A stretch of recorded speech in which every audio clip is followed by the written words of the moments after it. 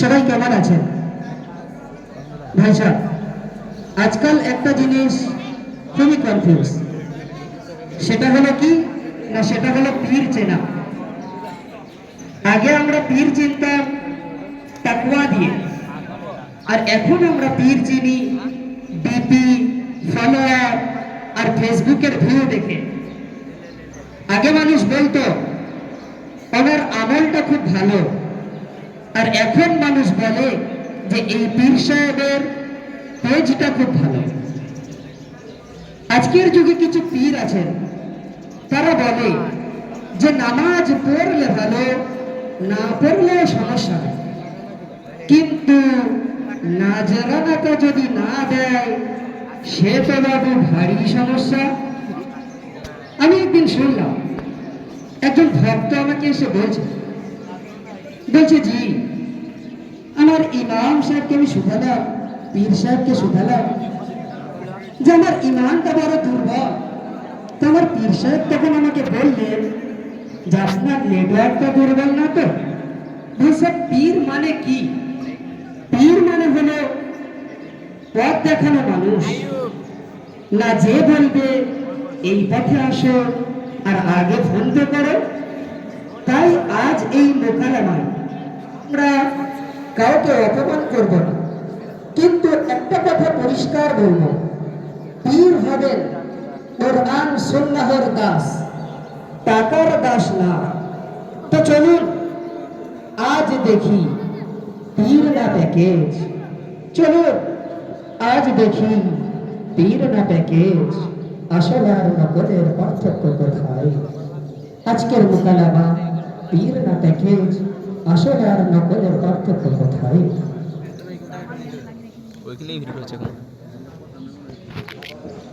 কথাটা লেগে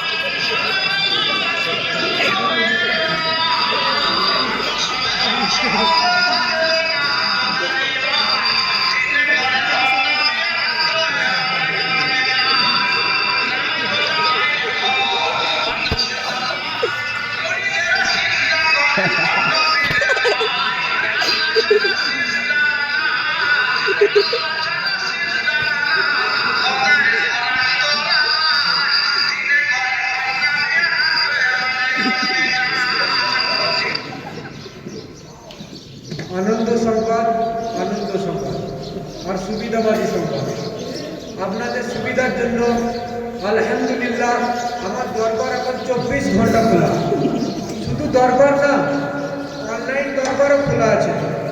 আগে মানুষ পীর খুঁজতো মসজিদে, এখন খোঁজে ফেসবুক লাইভে।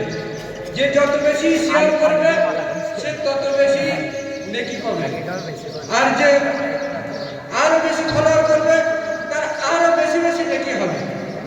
শুধু তাই না, আমার দরবারে কোনো কষ্ট নয়, শুধু সমাধান আর সমাধান। রোগের জন্য আছে স্পেশালিস্ট তাবিজ, ঝাড়ফুঁক। আপনার বিয়ে হচ্ছে না, বিয়েতে দেরি, বিয়েতে বাধা, তার জন্য আছে স্পেশালিস্ট দোয়া। আপনার ব্যবসার ক্ষতি হচ্ছে, তার জন্য আছে গোল্ড প্যাকেজ দোয়া। কিন্তু হ্যাঁ বাবা, নামাজ পড়া ভালো, না পড়লেও আল্লাহ গফুর রহিম। আল্লাহ গফুর রহিম, কিন্তু বাবু পীর সাহেবের বিলটা আগে পেড করতে হবে। আমার এখানে দুই ধরনের ভক্ত আছে, একজন আছে নিজের ইমানকে বাড়াতে, আর একজন আছে নিজের ব্যাংক ব্যালেন্স দেখাতে। আমার এখানে কোনো কষ্ট নাই, শুধু সমাধান আর সমাধান। আপনার একটু কষ্ট করে আমার খাদেমের কাছে নামটা লিখে দেবেন, না হলে যে আপনাদের দোয়ার আসতে একটু দেরি হয়ে যাবে। ইল্লাল্লাহ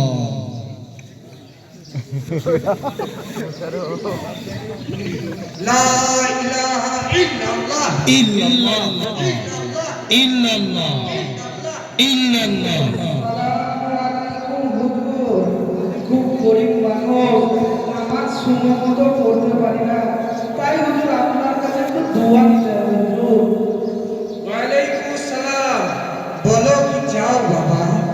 হুজুর নামাজে মন বসে না, ইমান দুর্বল লাগে, আমি কি আপনার মুরিদ হতে পারবো?